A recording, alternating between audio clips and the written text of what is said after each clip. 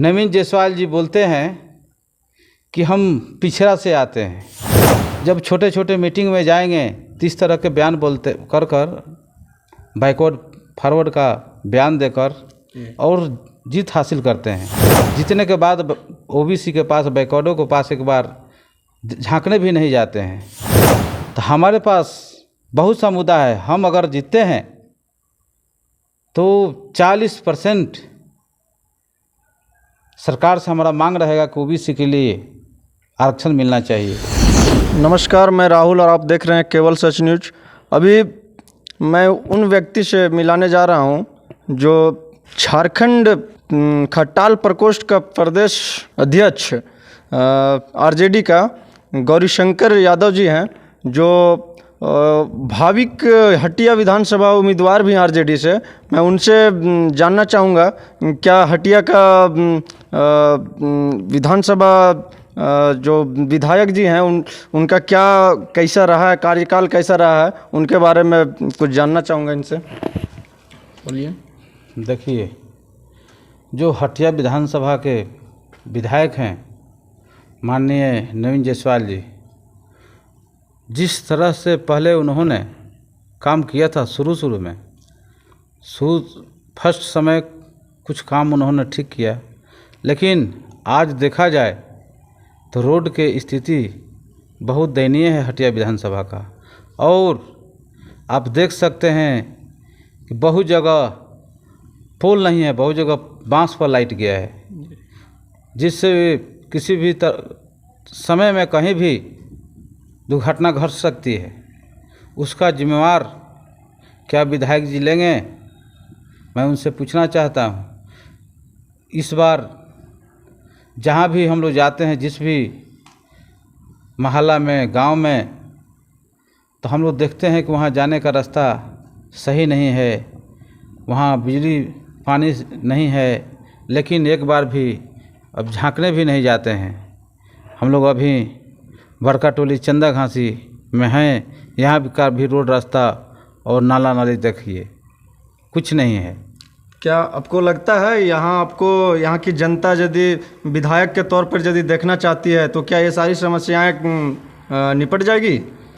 देखिए, अगर मुझे जनता हटिया विधानसभा की मौका देती है तो मैं वादा नहीं, मेरा इरादा है कि हटिया विधानसभा में सबसे पहला नंबर मेरा काम होगा कि जो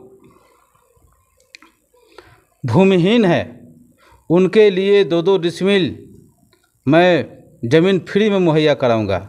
और दूसरी बात रही कि जो तार देख रहे हैं कि लटका हुआ है, पुल नहीं है, लोग दौड़ कर हार जा रहे हैं, लेकिन पुल नहीं मिल पा रहा है। विधायक जी घूम कर देख भी नहीं रहे हैं। यहाँ के जो विधवा महिला हैं या जो गरीब लोग हैं, उनके बीच उनको ठंड के मौसम है, कमल भी बांटना चाहिए था, लेकिन बांटने नहीं सक रहे हैं। लेकिन हमको अगर मौका मिलता है तो मैं गरीब गुरुआ के बीच बराबर पहले से भी जो सहयोग होता है करते आया हूँ।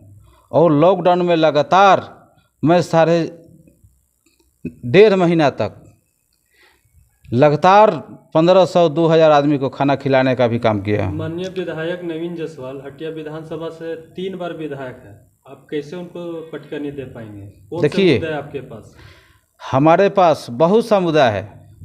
जैसे कि नवीन जायसवाल जी बोलते हैं कि हम पिछड़ा से आते हैं। जब छोटे छोटे मीटिंग में जाएंगे तो इस तरह के बयान बोलते कर बैकवर्ड फॉरवर्ड का बयान देकर और जीत हासिल करते हैं। जीतने के बाद ओबीसी के पास, बैकवर्डों के पास एक बार झांकने भी नहीं जाते हैं। तो हमारे पास बहुत सा मुद्दा है। हम अगर जीतते हैं तो 40% सरकार से हमारा मांग रहेगा कि ओबीसी के लिए आरक्षण मिलना चाहिए। या तो सरकार, हम प्रयास करेंगे कि जाति आधारित जनगणना कराकर और जिसका जितना संख्या भारी उसका उतना अधिकार मिलना चाहिए। इसके लिए भी मैं लड़ूंगा। हमारे पार्टी का भी चुनावी घोषणा पत्र में भी रहा है अगर हम लोग सत्ता में आते हैं आगे में भी, तो हम लोग ऐसी करेंगे। पिछले बार हम लोग के मैनिफेस्टो में था 27% आरक्षण का, तो हम लोग 27% आरक्षण लागू कर दिया है। हमारे मुख्यमंत्री माननीय हेमंत सोरेन जी लागू कर दिए हैं। और लॉकडाउन में भी जहाँ जहाँ भारतीय जनता पार्टी के शासन है, राज है, वहाँ 100 को पानी में दहलाया गया, जैसे उत्तर प्रदेश में भी और जगह भी। लेकिन झारखंड के मुख्यमंत्री को भी मैं धन्यवाद देना चाहता हूँ। और यहाँ के जो हमारे पार्टी के मंत्री हैं, श्रम नियोजन मंत्री माननीय सत्यानंद भोक्ता जी, उनको भी मैं धन्यवाद देता हूँ कि जिनके जिस गरीब गुरुआ के पैर में चप्पल नहीं था और बाहर लोग कमा रहे थे, लॉकडाउन लग गया, नहीं आने सके, तो उन्होंने हवाई जहाज़ से भी लाने का काम किया आपके। लेकिन भारतीय जनता पार्टी के लोग रेलवे में भी टिकट लेने का काम किए। बहुत लोग चलते चलते रास्ते में रह गए, अपना मंजिल तक भी नहीं पहुंच पाए। आपकी पार्टी अभी महागठबंधन में शामिल है। आपने बोला कि ओबीसी के लिए 27% आरक्षण देने का काम किया। ठीक है, मैं मानता हूँ ये। लेकिन यहाँ की युवा के लिए, जैसा युवा लोग आक्रोश कर रहे हैं, अभी 2-4 दिन पहले ही जैसा विधानसभा सत्र चल रही थी, तो लड़के लोग, बच्चे लोग, सारे छात्र छात्राएं जितने थे सब धरना प्रदर्शन किए थे। कारण था कि यहाँ का नियोजन नीति जो बनाए थे यहाँ का शिक्षा मंत्री, मुख्यमंत्री महोदय जी, जो अमान्य था, हाईकोर्ट ने उसको रिजेक्ट कर दिया। जी। तो इस विषय पे आप क्या कहना चाहेंगे? क्या वो नियोजन नीति सही बनाया गया था या फिर कुछ और होना चाहिए? देखिए, हम लोग शुरू से हाईकोर्ट का सम्मान करते हैं। आज भी मैं हाईकोर्ट को सम्मान करता हूँ। हाईकोर्ट के ऊपर मैं टिप्पणी नहीं करूँगा, लेकिन हमारा पार्टी का नीति और सिद्धांत रहा है गरीबों की मदद करना, युवाओं को रोजगार देना। अब बिहार में देख रहे हैं, यहाँ हमारी संख्या अगर विधायकों का अगर 10 होता, तो हम लोग यहाँ भी जो बेरोजगार युवा हैं उनका सपना हम लोग पूरा करते हैं।